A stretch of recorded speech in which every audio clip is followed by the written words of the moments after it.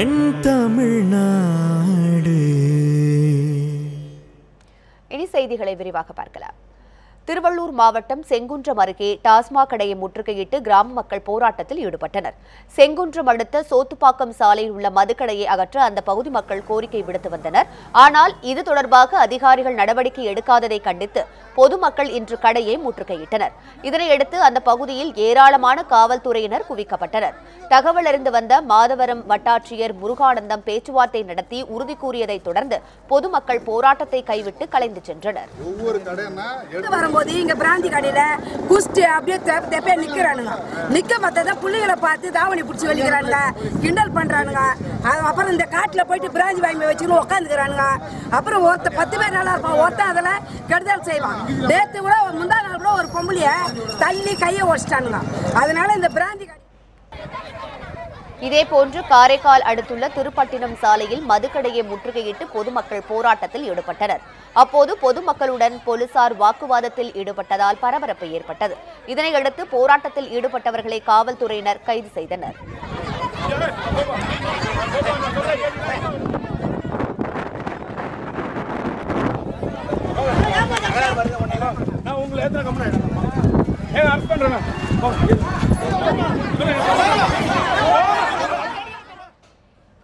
NEET தேர்வு தொடர்பான வழக்குகள் முடிவடைந்த பின்பே மருத்துவக் கல்லூரிகளில் மாணவ சேர்க்கை நடைபெறும் என்று தமிழக மருத்துவக் கல்வி இயக்குநர் எட்வின் ஜோ தெரிவித்திருக்கிறார். கன்னியாகுமரி மாவட்டம் நாகர்கோவில் அருகே உள்ள ஆசாரிப்பள்ளம் அரசு மருத்துவக் கல்லூரி மருத்துவமனையில் கல்லூரி ஆண்டு விழா நடைபெற்றது. இதில் தமிழ்நாடு மருத்துவக் கல்வி இயக்குநர் எட்வின் கலந்து கொண்டார். பின்னர் செய்தியாளர்களுக்கு பேட்டியளித்த அவர் மருத்துவத் துறையில் இருக்கும் காலி பணியிடங்கள் நிரப்பப்பட்டு வருவதாக கூறினார். நீட் தேர்வை தமிழக அரசு கொள்கை அளவில் எதிர்ப்பதாக கூறிய மருத்துவக் கல்வி இயக்குநர் நீட் தேர்வு குறித்த வழக்குகள் முடிவடைந்த பின்னரே மருத்துவக் கல்லூரிகளில் மாணவர்கள் சேர்க்கை நடைபெறும் என்று தெரிவித்தார். மேலும் நெல்லை மாவட்டத்தில் ஒருங்கிணைந்த புற்றுநோய் சிகிச்சை மையம் பணிகள் நிறைவடையும் நிலையில் இருப்பதாகவும் மருத்துவக் கல்வி இயக்குநர் எட்வின் ஜோ கூறினார். ரீஜனல் கேன்சர் வைக்கிற அளவுக்கு இது தேவைப்படுமாங்கிறது பின்னால் அனலைஸ் பண்ணி பார்க்கணும். நோயாளிகள் அதிகமாக இருக்காங்க இந்த மாவட்டத்தில், நோயாளிகள் அதிகமாக இருக்காங்கன்னு சொல்லி பொதுவான ஒரு கருத்து. எவ்வளவு நோயாளிகளுக்கு எவ்வளவு வேணும் அப்படிங்கிறது நம்ம அனலைஸ் பண்ண பிறகு தான் பண்ண முடியும். ஏன்னா கேன்சர் சென்டர்லாம் கோடிக்கணக்கில் இன்வெஸ்ட்மெண்ட், அந்த இன்வெஸ்ட்மெண்ட் வந்து விரயமாகக்கூடாதுங்கிறது தான் எங்களுக்கு. திருத்தணி அருகே சமையல் எரிவாயு உருளைகளை ஏற்றிச் சென்ற லாரி கவிழ்ந்து விபத்துக்குள்ளான சம்பவத்தில் தீயணைப்புத் துறையினர் எரிவாயு கசிவை உடனடியாக தடுத்து நிறுத்தியதால் பெரும் விபத்து தவிர்க்கப்பட்டது. திருவள்ளூர் மாவட்டம் கும்மிடிப்பூண்டி பாரத் கேஸ் நிறுவனத்திலிருந்து வேலூர் அடுத்த மேல் விஷாரத்திற்கு சமையல் எரிவாயு சிலிண்டர்களை லாரி ஒன்று ஏற்றிச் சென்றது.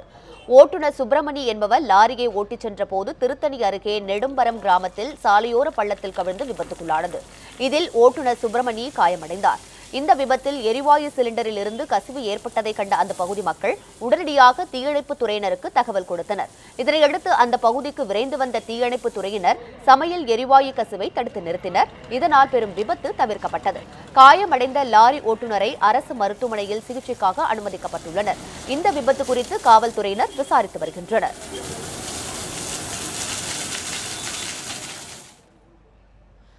விவசாயிகளின் வாழ்வாதாரத்தை மத்திய மாநில அரசுகள் பாதுகாக்க தவறிவிட்டதாக கூறி இந்திய ஜனநாயக வாலிப சங்கத்தினர் அரை நிர்வாண தொடர் ஓட்டம் மேற்கொண்டனர்.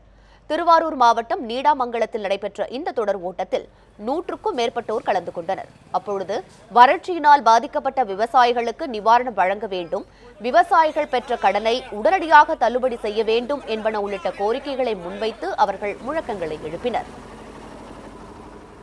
உடனடியாக அனைவருக்கும் நிவாரணம் வழங்க வேண்டும், விவசாயிகள் பெற்றிருக்கக்கூடிய கடன்களை உடனடியாக தள்ளுபடி செய்ய வேண்டும். எனவே இந்த கோரிக்கைகளை வலியுறுத்தி திருவாரூர் மாவட்டம் முழுவதும் இந்த கோரிக்கைகளை கண்டுகொள்ளாத இந்த மத்திய மாநில அரசுகள் வெட்கி தலைகுனிய வேண்டும் என்ற கோரிக்கையை முன்வைத்து இந்த மாவட்டம் முழுவதும் திருவாரூர் மாவட்டம் முழுவதும் அரை நிர்வாணத்தோடு இந்த போராட்டம் என்பது நடைபெறுகிறது. சேலத்தில் பெற்ற மகளை சாலையில் கொடூரமாக தாக்கிய தாயை பொதுமக்கள் சுற்றி வளைத்து பிடித்து காவல்துறையினரிடம் ஒப்படைத்த சம்பவம் பெரும் பரபரப்பை ஏற்படுத்தியிருக்கிறது. சென்னை திருமுல்லை வாயிலைச் சேர்ந்த மமுதா என்ற பெண் தனது 10 வயது மகள் ஹாஜிராவுடன் சேலம் அரசு மருத்துவமனையில் உறவினரை பார்க்க சென்றிருக்கிறார். அப்பொழுது சாலையில் திடீரென தனது மகள் ஹாஜிராவை கண்மூடித்தனமாக தாக்கிய அவர் தலையை பிடித்து அருகில் இருக்கும் சுவரில் அடித்திருக்கிறார். இதனை கண்டு அதிர்ச்சியடைந்த அந்த பகுதி பொதுமக்கள் அந்த பெண்ணை பிடித்து போலீசில் ஒப்படைத்தனர். இரத்த காயங்களுடன் மீட்கப்பட்ட சிறுமிக்கு சேலம் அரசு மருத்துவமனையில் சிகிச்சை அளிக்கப்பட்டது. பெற்ற மகளை தாயே கொடூரமாக தாக்கியது அதிர்ச்சியை ஏற்படுத்தியிருக்கிறது.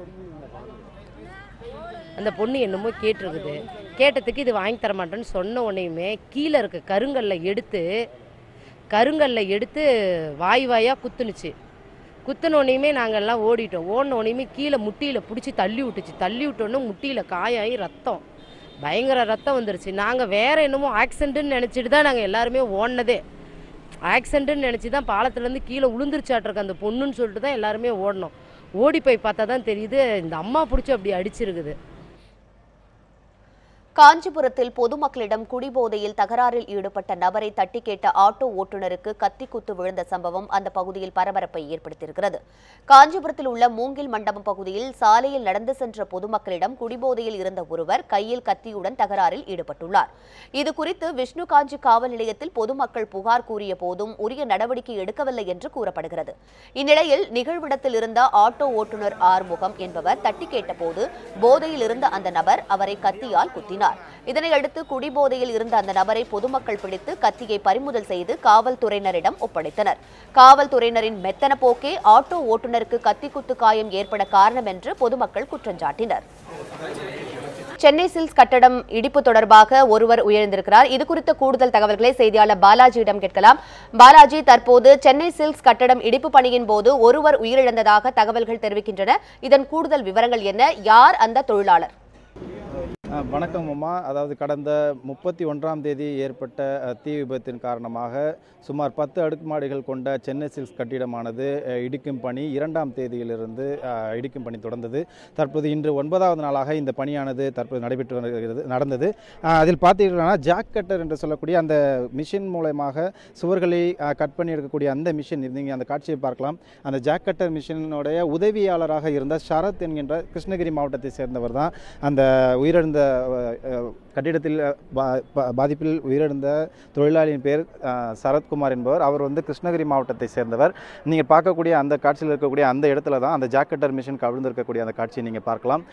இந்த பகுதியில் தான், அதாவது 3 சுவர்களில் ஒரு பக்கம் சுவர் ஏற்கனவே, அதாவது 4 பகுதியில் ஏற்கனவே ஒரு பகுதி 3ஆம் தேதி அதிகாலை சுமார் 10 தளங்களும் விழுந்த காட்சியை பார்த்திருப்போம். மீதம் இருக்கக்கூடிய அந்த 3 சுற்றுப்புற சுவர்களை இடிக்கும் பணியானது 2ஆம் தேதியிலிருந்து துவங்கியது. அந்த பணிகள் கொஞ்சம் கொஞ்சமாக நடைபெற்று வந்த அதாவது 3 நாட்களில் முடிக்கப்படும் என்று அமைச்சர்கள் தெரிவித்திருந்தாலும் கட்டிடத்தின் ஸ்திரத்தன்மை மிகவும் மோசமாக இருந்ததால் பார்த்து இந்த கட்டிடத்தை இடிக்கும் பணியானது நடைபெற்று வந்தது. இன்று 9வது நாளாக இந்த பணியானது நடைபெற்று வந்து கொண்டிருந்த போது சுமார் 3:30 மணியிலிருந்து ஒரு 3:15 மணி அளவிலே தொழிலாளர் திரு சரத்குமார் என்பவர் இந்த பகுதியிலேயே அந்த கட்டிடத்தை இடிக்கும் பணியில் ஈடுபட்டிருந்த பொழுது அந்த ஜாக் கட்டர் உதவியாளராக இருந்திருக்கிறார். அந்த பகுதியில் தற்போது நீங்கள் பார்க்கக்கூடிய அந்த பகுதியில் தான் அவர் நின்று கொண்டதாக சொல்லப்படுகிறது. அந்த பகுதியில் இருந்த சுவர் தான் அவர் விழுந்து அவர் சம்பவ இடத்திலேயே உயிரிழந்ததாக கூறப்படுகிறது.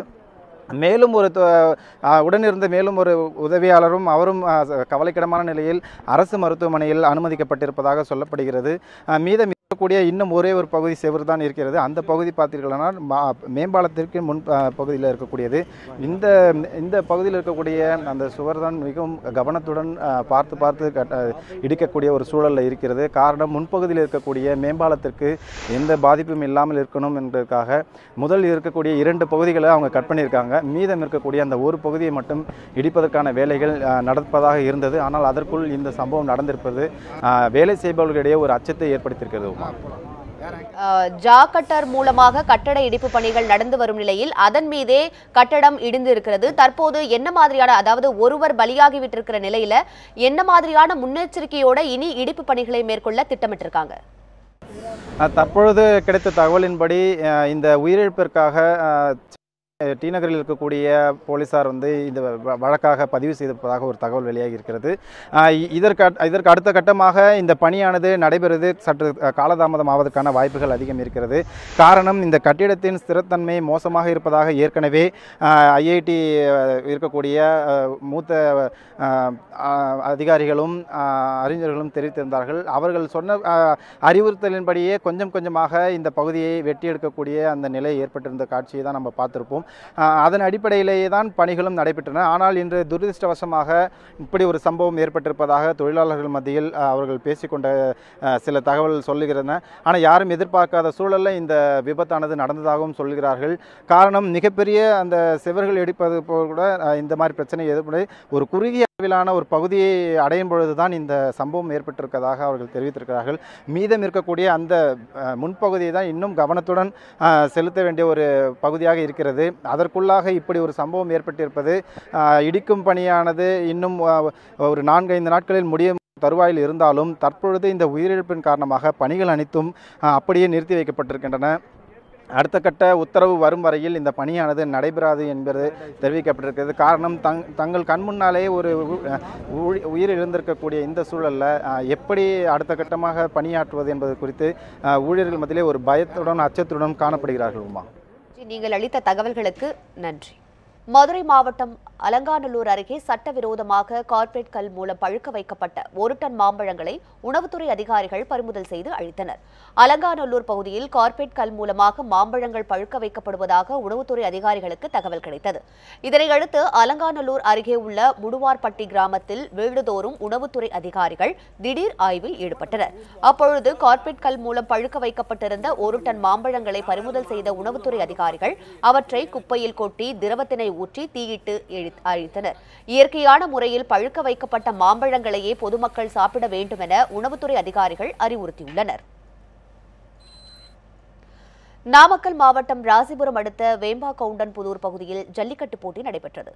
ராசிபுரம் அடுத்த வேம்பாகவுண்டன்புதூரில் நடைபெற்ற ஜல்லிக்கட்டு போட்டியில் சேந்தமங்கலம், கொல்லிமலை, தம்மம்பட்டி, நாமகிரிப்பேட்டை உள்ளிட்ட பகுதிகளிலிருந்து 250க்கும் மேற்பட்ட காளைகள் பங்கேற்றன. இதனையொட்டி போட்டிக்காக கொண்டுவரப்பட்ட காளைகள் வாடிவாசல் வழியாக விடப்பட்டது. காளைகளை அடக்க 100க்கும் மேற்பட்ட மாடுபிடி வீரர்கள் கலந்து கொண்டனர். காளைகளை அடக்கியவர்களுக்கு வெள்ளிக்குடம், சில்வர் குடம் உள்ளிட்ட பொருட்கள் பரிசாக அளிக்கப்பட்டன. ஜல்லிக்கட்டு போட்டியை காண சுற்றுவட்டார பகுதிகளைச் சேர்ந்த 1000க்கும் மேற்பட்ட பொதுமக்கள் வேம்பாகவுண்டன்புதூருக்கு வந்திருந்தனர்.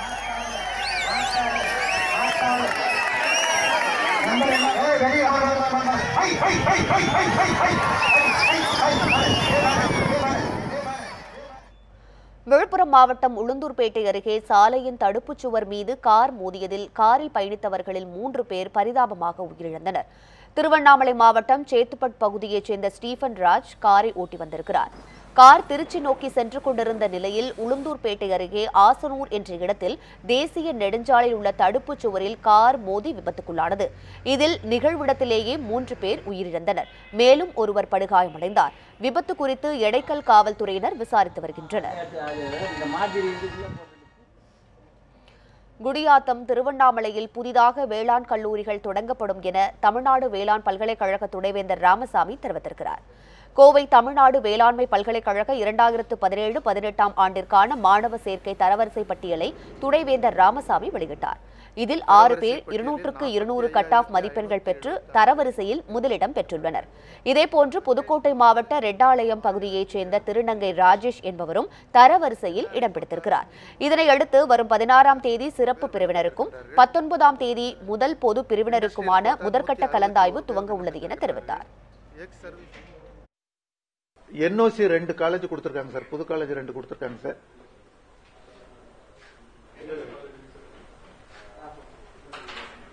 அதாவது பாலார் அக்ரிகல்ச்சர் காலேஜ்னு சொல்லிட்டு குடியாத்தம்,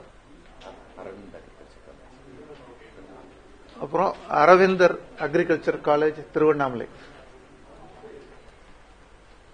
இது முன்னால இருந்தது வித்ரா பண்ணி திரும்ப கொடுத்திருக்காங்க சார். இளைஞர் காங்கிரஸ் பிரமுகரை தாக்கிய காவல்துறையினரை கண்டித்து தமிழக கேரள எல்லையான குமுளியில் இன்று முழு போராட்டம் நடைபெற்றதால் இயல்பு வாழ்க்கை பாதிக்கப்பட்டது. கேரள மாநிலம் பீர்மேடு மண்டல் இயக்குநர் காங்கிரஸ் கட்சியின் தலைவர் சனூப் என்பவரை அவரது அலுவலகத்தில் புகுந்து ஒரு கும்பல் தாக்கியதாக கூறப்படுகிறது. ஆனால் குற்றவாளிகள் மீது காவல்துறையினர் வழக்கு பதிவு செய்யாமல் கால தாமதம் செய்வதாக குற்றச்சாட்டு எழுந்துள்ளது. இதனையடுத்து ஏற்பட்ட வாக்குவாதத்தில் காங்கிரஸ் கட்சி பிரமுகர்களை காவல்துறையினர் தாக்கியதாக கூறப்படுகிறது. இதனை கண்டித்து இடுக்கி மாவட்டம் குமுளி ஊராட்சியில் மட்டும் முழு அடைப்பு போராட்டத்திற்கு காங்கிரஸ் கட்சி சார்பில் இன்று அழைப்பு விடுக்கப்பட்டது. இதன் காரணமாக குமுளியிலிருந்து கேரளாவின் பிற நகரங்களுக்கு அரசு மற்றும் தனியார் பேருந்துகள் முற்றிலுமாக நிறுத்தப்பட்டதால் மக்களின் இயல்பு வாழ்க்கை பாதிக்கப்பட்டது. தமிழகத்திலிருந்து கேரளாவிற்கு இயக்கப்படும் தமிழக அரசு பேருந்துகளும் குமுளி வரையே இயக்கப்பட்டன. திருச்செங்கோடு அருகே லாரி உரிமையாளரின் வீட்டின் கதவை உடைத்து 30 சவர நகை மற்றும் வெள்ளி பொருட்களை மர்ம நபர்கள் கொள்ளையடித்து சென்றுள்ளனர். நாமக்கல் மாவட்டம் திருச்செங்கோடு CHP காலனி பகுதியில் வசித்து வருபவர் லாரி உரிமையாளர் சண்முகம் தனது குடும்பத்தினருடன் ஈரோட்டில் இருக்கும் கோவிலுக்கு சுவாமி கும்பிட சென்றார். இதனை அறிந்த மர்ம நபர்கள் வீட்டின் பூட்டை உடைத்து பீரோவில் வைத்திருந்த 30 சவர நகை, 2 கிலோ வெள்ளி பொருட்கள் மற்றும் 20,000 ரூபாய் ரொக்கத்தை சுருட்டி சென்றுள்ளனர். இந்த கொள்ளை குறித்து சண்முகத்தின் மனைவி உமா மகேஸ்வரி அளித்த புகாரின் அடிப்படையில் திருச்செங்கோடு நகர காவல்துறையினர் விசாரித்து வருகின்றனர். திருவண்ணாமலை கிரிவல பாதையில் உள்ள சோனா புண்ணிய நதி குளம் தூர்வாரும் பணியில் மாவட்ட நீதிபதி மகிழேந்தி, ஆட்சியர் பிரசாத் வடனரே உள்ளிட்டோர் கலந்து கொண்டனர். 6,10,000 ரூபாய் செலவில் மகாத்மா காந்தி தேசிய ஊரக வேலை உறுதி திட்டத்தின் கீழ் சோனா புண்ணிய நதி குளம் தூர்வாரும் பணிகள் நடைபெற்று வருகிறது. இந்த பணிகளின் போது தண்ணீர் ஊற்று பெருக்கெடுத்ததால் பொதுமக்கள் மகிழ்ச்சியடைந்தனர். இந்த பணிகளில் பங்கேற்ற மாவட்ட நீதிபதி மகிழேந்தி செய்தியாளரிடம் பேசிய போது, மாவட்ட ஆட்சியர் திருவண்ணாமலை மண்ணின் மைந்தராகவே மாறி நேரடியாக களப்பணி ஆற்றி வருவதற்கு பாராட்டு தெரிவித்தார். கிட்டத்தட்ட 30 ஆண்டுகளுக்கு மேலாக இங்கே தண்ணீர் ஊற்று சுரக்கவில்லை என்று இந்த பகுதி வாழ் பெருமக்கள் தாய்மார்கள் எல்லாம் சொன்னார்கள். அந்த ஊற்று தண்ணீர் இதோ நம்முடைய கண்ணுக்கு எதிரில் இங்கே சுரந்து வந்து கொண்டிருக்கிறது என்கிற அந்த நல்ல செய்தியோடு இப்படி பல்வேறு பணிகளையும் ஆற்றிக் கொண்டிருக்கிற மாவட்ட ஆட்சியர் அவர்களுக்கு மகத்தான நன்றி அறிதலை இந்த இடத்திலிருந்து தெரிவித்துக் கொண்டார். காரைக்குடியில் இரவு வாகன தணிக்கையின் போது காவல்துறையினர் தாக்கியதில் படுகாயமுற்ற பட்டதாரி இளைஞர் அரசு மருத்துவமனையில் அனுமதிக்கப்பட்டிருக்கிறார். சிவகங்கை மாவட்டம் காரைக்குடியில் காரைக்குடி தெற்கு காவல் நிலைய தலைமை காவலர் அழகர்சாமி மற்றும் போலீஸ் நண்பர் குழுவைச் சேர்ந்த பாலா ஆகியோர் நேற்றிரவு வாட்டர் டேங்க் பகுதியில் வாகன தணிக்கையில் ஈடுபட்டிருந்தனர். அப்பொழுது இரவு காட்சி படம் பார்த்துவிட்டு அவ்வழியாக வந்த பொறியியல் பட்டதாரி வெங்கட் பாண்டியை நிறுத்தி சோதனையிட்டுள்ளனர். உரிய ஆவணங்களை காண்பித்தும் காவல்துறையினர் வெங்கட் பாண்டியை நிறுத்தி வைத்ததாக கூறப்படுகிறது. இதுகுறித்து கேள்வி எழுப்பிய வெங்கட் பாண்டியை பாலாவும் அழகர்சாமியும் சேர்ந்து தாக்கியதாக தெரிகிறது. பலத்த காயமுற்ற மாணவன் வெங்கட் பாண்டி காரைக்குடி அரசு மருத்துவமனையில் சிகிச்சைக்காக அனுமதிக்கப்பட்டிருக்கிறார். இந்த சம்பவம் குறித்து DSP கார்த்திகேயன் விசாரித்து வருகிறார். மேலும் பல அண்மை செய்திகளுக்கு தொடர்ந்து இணைந்திருங்கள். நியூஸ் 7 தமிழோடு.